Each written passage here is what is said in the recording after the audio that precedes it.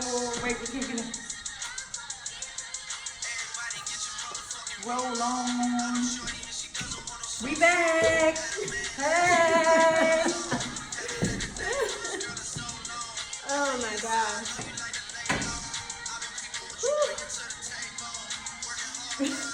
You got it, Ham? You got it? Okay, I got it. Oh boy. Everybody, welcome back. This is episode number 3 of When Silly. Yes. I am Nakisha Hodge, and this is... Sex Dr. Heather. Hey everybody, sexies. Yes. I don't know what happened to my glass, but why is yours less than mine? I'm just gonna... Well, that means I've just been drinking a little bit more than she has. But yes, we have red wine. So red wine is one of my favorites, actually. I love wine. More of that.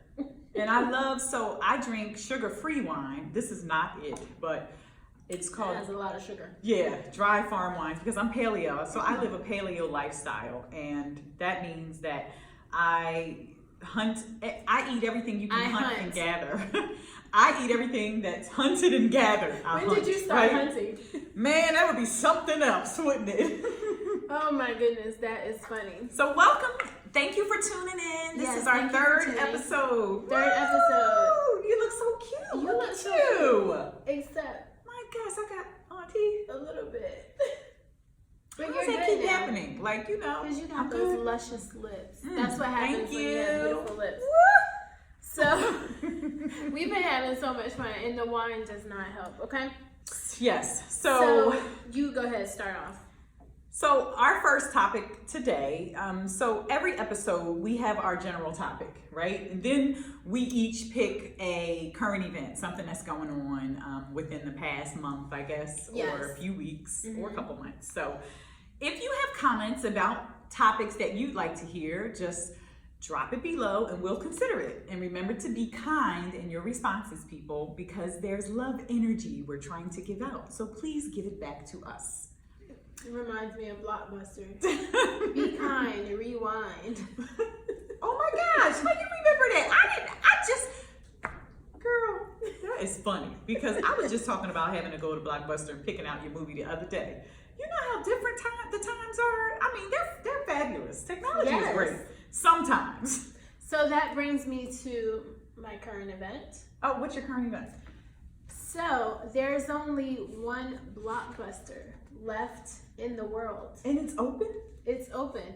So they actually, it was in a movie. I forget the name of the movie, but the Blockbuster is there. So what I want to talk about is what type of things bring you nostalgia. So, you know, for me, Blockbuster, when I saw that, I was like, oh my gosh. And then I remembered when I met my husband, we used to go together to the Blockbuster and we would rent movies. That's so cute. It was a lot of fun. It was so much fun. And we were like, oh my gosh, remember Blockbuster used to be there. Then it was a Hallmark. Then it was like a liquor store, which liquor stores always last. But what's like a nostalgic kind of thing for you that when you see it brings back memories? Martin. Oh, and so Gina. I love Martin. It's like it's my favorite show, I have to say. Still? Yes, I watch Martin. So for my birthday, which was February 28th, a friend of mine got me Martin trivia game. Because everybody knows I love Martin. Okay, Martin. So that's nostalgia for me. Like, because I was in college, like it just was funny and I like to laugh. Yeah. So the people who know me know that I love to laugh. Give me some laughs and we good. So I just Your like makeup looks good. Thank you. So does yours. It's so nice. Meredith Marshall, Pretty Makeup for You. Follow her, Pretty Makeup for You on Instagram. I think that's what it is. And she is phenomenal. She's actually one of my best friends. So I have like 11, and she's one of them. And I know, but she is. It's good to have friends. She is one of them, and she's a fabulous makeup artist. She is. Yep. So my current event is I would like to have a short discussion around why some women stay with men who cheat and or commit adultery.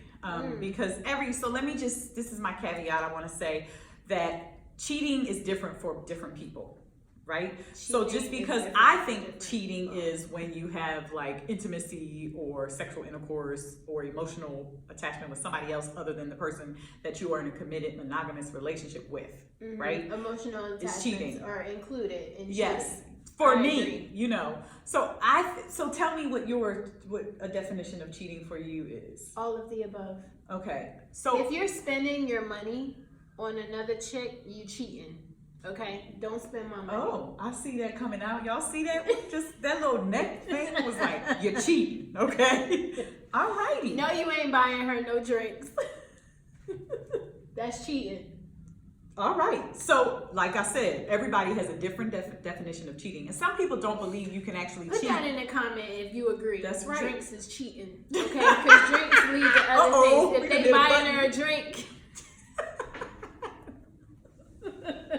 Listen, you better put that in the comments, okay? And let me tell you, some people don't believe that you can cheat on somebody you're not married to. I've heard that several times. Wait, And what? Some people think that you aren't actually cheating if you're not married. Okay. So if you don't have this conversation Okay. with your partner, Right, before. please have the Right. conversation with your partner. Like, what is cheating to you? Do you believe in cheating, or is it adultery to you? Which one is it? So I say that to say that the conversation around the word is really important, because people don't think they are committing adultery or cheating if their definition is different than your definition. Okay? Okay, so let's So talk clear about that up. So I bring this up because So of the who whole cheated? Kardashian thing. Oh. Yeah, that's going on right now. Like, everybody got something to say about Khloe and Tristan. Like, first of all, we don't really know what's going on. I could care less. We just know, right? I could Yeah. care less too. But guess what? We have this right now, and we're talking to you, and we know that there are a lot of people who want to hear, what we think about it and our feedback. So I would say we don't know what kind of relationship they have. They could have an open relationship. We don't know they that. have an open relationship just by the looks. That You think so? I don't know. It's I'm not saying open. that- But you know what? I don't care, and I don't even care that she got cheated on, but more so like she deserved it. Oh, why would you say that? I don't agree. Because she always messing with somebody else's man. Well, I'm gonna say we don't know. I don't know that woman. Okay, so all I know is what the media presents to me. So that means I don't know her, because the media could say something about us that is totally false. Okay, just like some of these comments. So let me just say, as y'all could tell, the comments sometimes on my YouTube, I'm just like, whoa, what's wrong with these people? Like, why would you say that? Anyway, I don't read them. Anyway, so I'm just gonna look at 4 reasons why some people cheat, okay?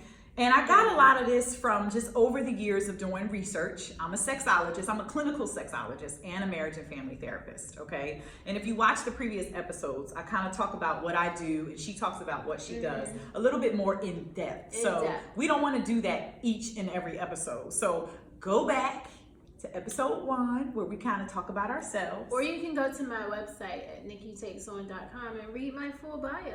Yeah, that's a good idea. Yeah. You can read all about my boring life.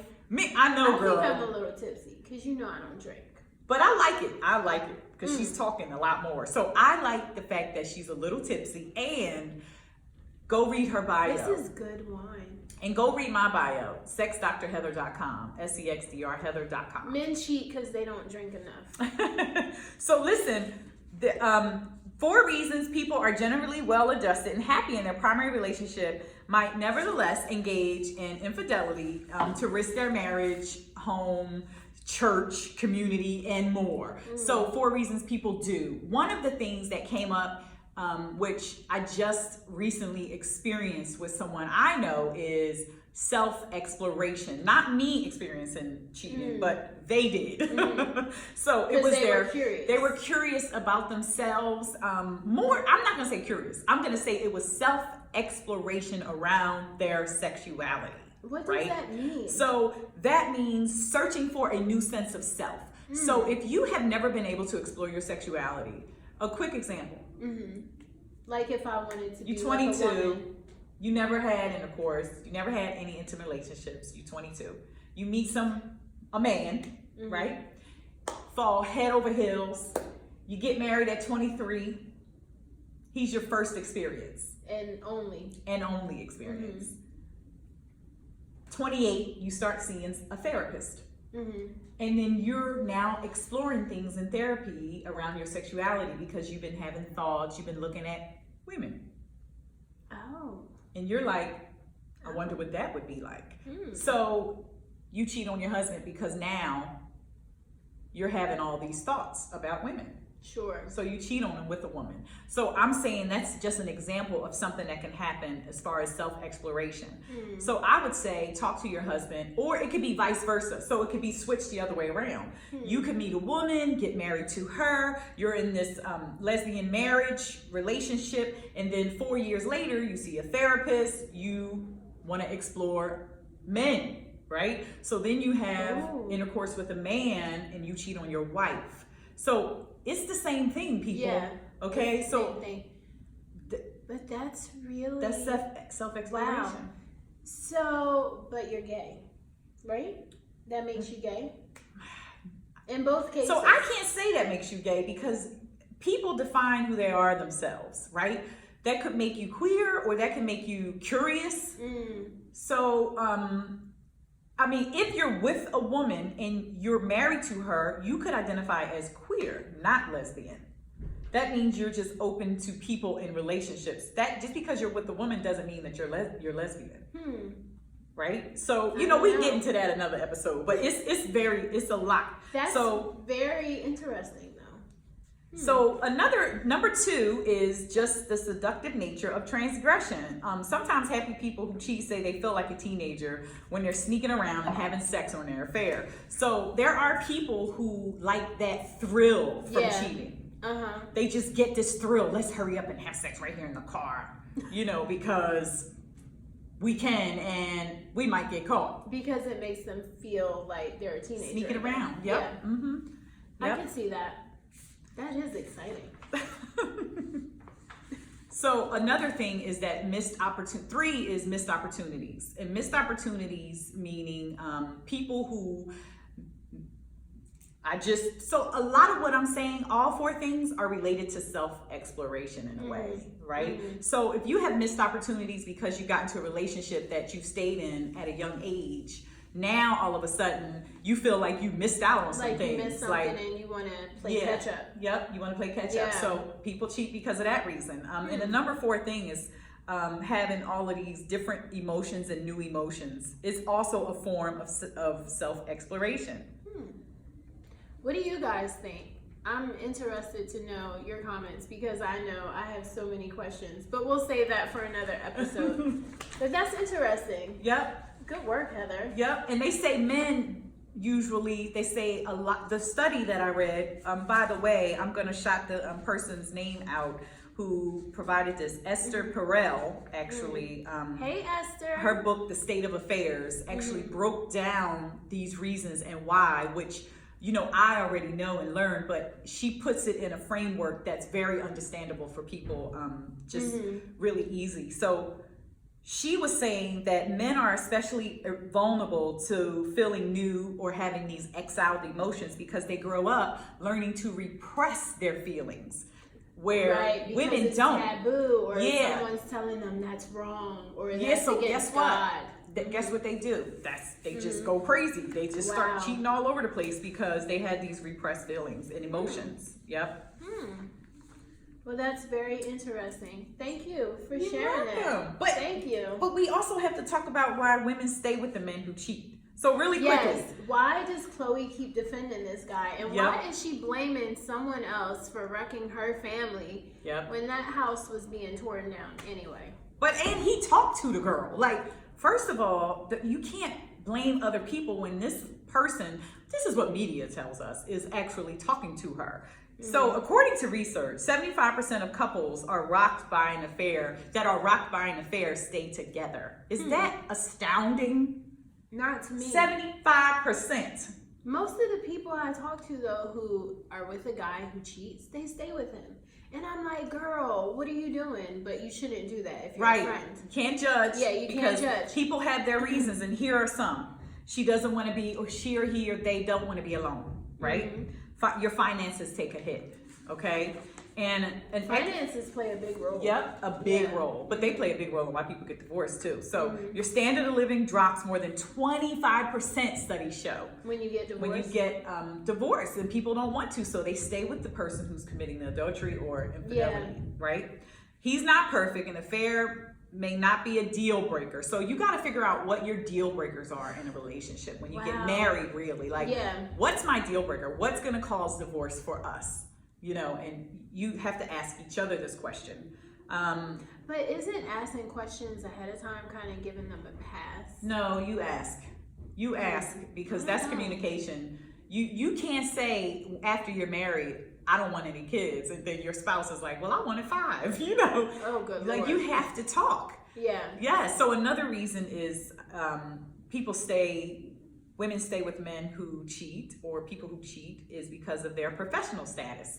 You, like, if you're married to the mayor, and if you get a divorce, you're going to be known as the mayor's ex-wife. Right, or Hillary Clinton. Right. So, you know, she'll lose friends because, you know, you got married friends. Yes. So you potentially could lose those friends. Oh, that's so true. Yeah. Because now you're not one of the married people. Yep. And then men are, not women, this is interesting. Men are threatened by women who hang with non-married women. I could see why that would be a threat. Yeah. Just speaking from all of my non-married friends. Hi. We always have a good time, ladies. We do. So that's it. I have a whole lot more to say around that topic, but you know, we just want to kind of move on to our main topic for today. So let's jump right into it then. Today's topic is there a correlation between a good sex life and a good work life? And I'm going to tell you right now, I think the answer is yes. What do you think? The answer is definitely yes. Definitely yes. We're going to talk about how good sex can help with job performance. Why can't I say that with a straight face? Because you're Good blushing. sex. She's blushing. Good sex can help with your job performance. And the number one reason, I think, is because it's a release of stress.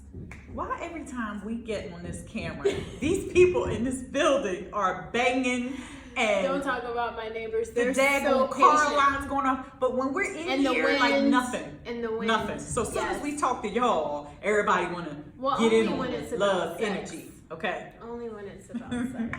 So, Heather, take it away. Why do you think it's the number one reason? We said it's a stress reliever, but why is that, sexologist? So there is definitely a correlation between the two, because there are numerous positive effects of having an active sex life, of course. Yes. It only makes sense that job performance would be improved and satisfying to your sexual partnership and work. Yes. Right?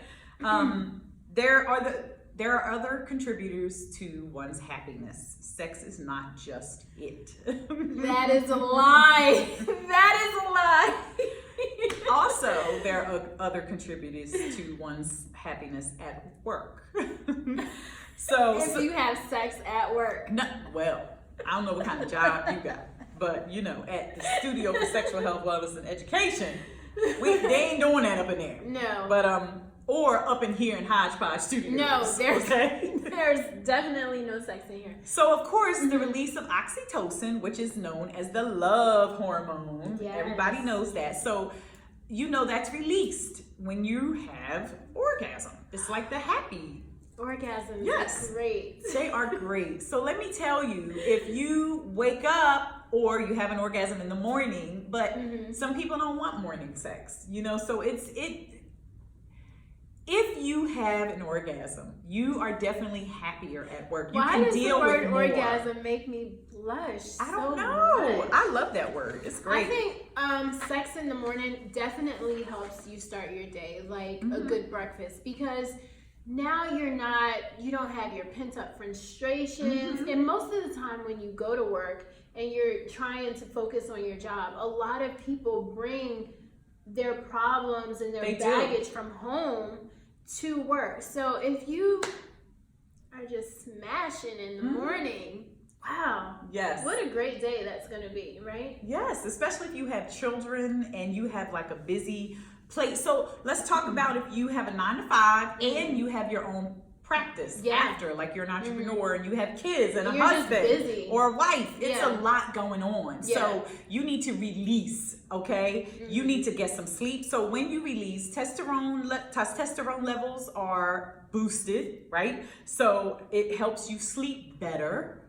more sex, improve sleep, okay? Improves your social life. Did you know that? Because you're happier. You're happier. You're more open to things. Yeah. Right? You have clearer and smoother skin. Let me tell you, I did a 30 orgasms in 30 days challenge. And let me tell you, my skin was fabulous. It was rough though, because I didn't always have my partner around to have intercourse. So it was like, okay, I had to self-please, you know, but I need to do, because I'm a clinical sexologist, there are some things that I need to do before I can go talking about it, you know, that I can promote, but I need to see if this really is true. It really, if it really works. I do like these small little research studies within my own like group of BFFs. Research study. It's funny because they say, what you got for us now, Dr. Heather? So that's it. You know, when you have an increased libido due to having satisfying sex life, you're able to handle challenges that might arise from a place of content rather than contempt. Exactly. Boom. Content rather than contempt. I like that. We're going to have to coin that phrase. Love it. I need to call my husband now. Oh, I'm feeling okay. Feeling rainy. Okay. Oh, so if you're fulfilled at home, chances are you will be fulfilled at work. Yes. You'll be able to take on challenges more readily at work and be a little bit more of a team player. I like that. Yep. So it's definitely a correlation. So, you know what that means. Drop us your comments. I know I'm blushing, but that's because this is one of my favorite topics and one of my favorite people to talk about sex with. So guys, let us know what you think. Do you have sex before or after work? And if you are not having sex, don't even leave a comment because you're probably just going to be negative. No, we're just kidding.